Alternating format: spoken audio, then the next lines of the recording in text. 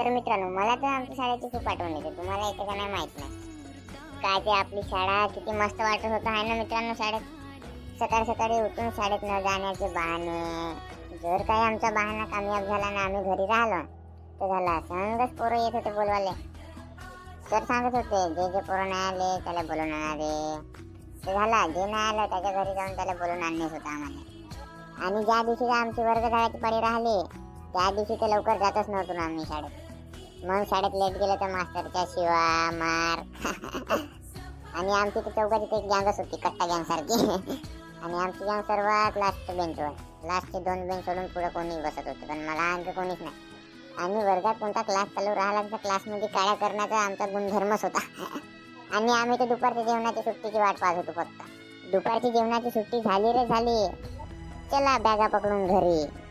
आणि ज्या दिवशी आम्ही होमवर्क नाही केलं त्या दिवशी तर शाळेत अजिबात जातच नव्हतं. आणि ज्या दिवशी शाळेत गेलो त्या दिवशी तर पुरा माहोलच करत होतो. लहान लहान पोरावर मस्त दादागिरी, अजून शाळेतले खडू चोरून घरी नेणे. आणि वर्गामध्ये तर सर्वात जास्त राग पोरी नाचा येत होता.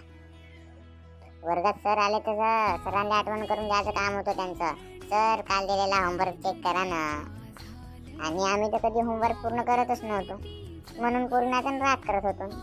आणि शाळेतल्या जेवणाची खूप आठवण येते मित्रांनो, बहुत मस्त बनत होता. आम्ही सर्व मित्र एका ताटात जेवण घ्यायचं, मस्त खायचं, सोबत कांदा. लई भारी वाटत होतं मित्रांनो शाळेत. आणि तुम्हाला तुमच्या शाळेची आठवण येते का नाही, कमेंट बॉक्समध्ये सांगा.